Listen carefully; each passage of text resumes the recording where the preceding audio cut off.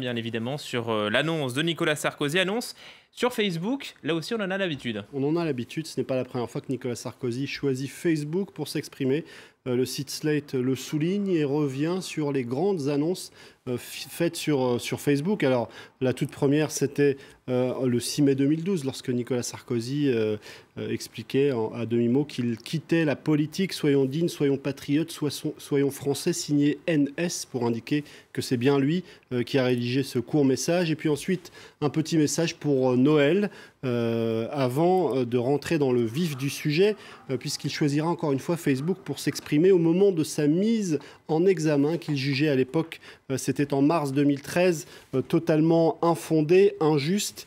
Un petit peu plus tard, il se félicitera toujours sur Facebook du non-lieu dans l'affaire Bettencourt.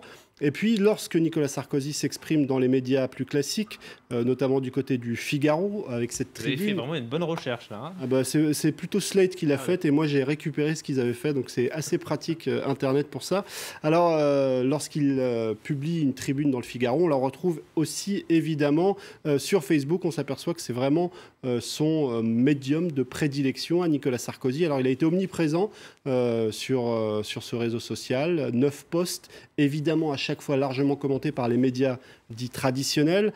Donc finalement, il n'est jamais parti. Son retour, est-ce qu'on peut parler vraiment de retour? C'est ce que souligne l'Express avec ce petit visuel pour évoquer l'omniprésence de Nicolas Sarkozy. 0 jour où on n'a pas parlé de lui. Alors on ne va pas revenir sur tous les éléments qui ont fait qu'il était présent dans l'actualité, mais en tout cas, 2600 titres d'articles de la presse francophone lui ont été consacrés, des tweets, des couvertures d'hebdomadaires, etc., etc. Et tous les mots de Nicolas Sarkozy sont scrutés par la toile et les observateurs. Alors évidemment, aujourd'hui, on a largement commenté, scruté ces déclarations.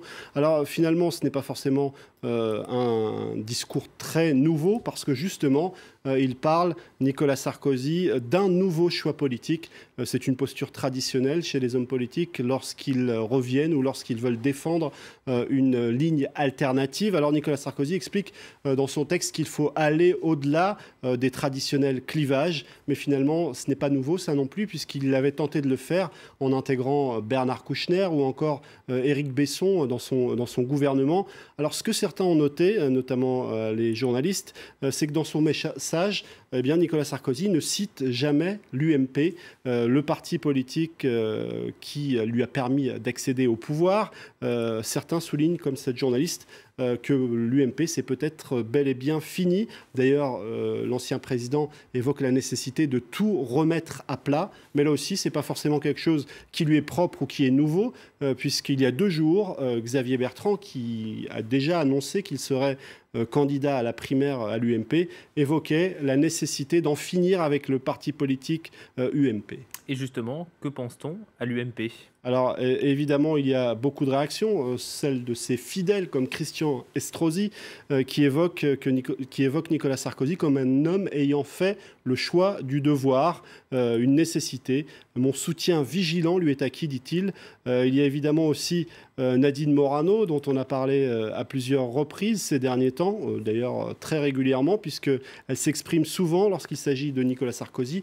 Elle explique qu'il est l'homme de la situation, même si elle ne nie pas les qualités des autres. Et puis il y a ceux qui ne sont pas forcément d'accord avec ce retour, plus ou moins connu à droite.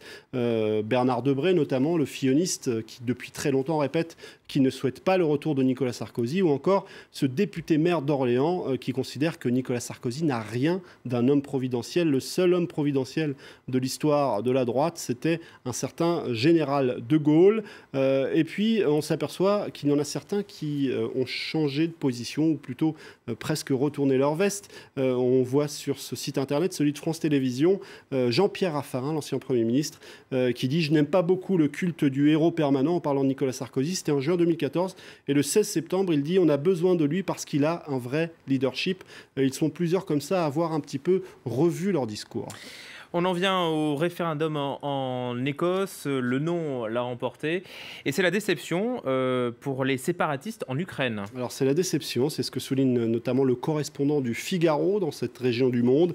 Le non écossais chagrine les séparatistes pro-russes ukrainiens parce qu'évidemment, si le oui pour l'indépendance l'avait emporté, ça aurait été peut-être un élément qui aurait pu éventuellement être utilisé par les indépendantistes pro-russes pour dire que dans d'autres régions du monde, il y a des référendums, alors que du côté de Kiev, on refuse le droit à ceux qui veulent l'indépendance de s'exprimer librement.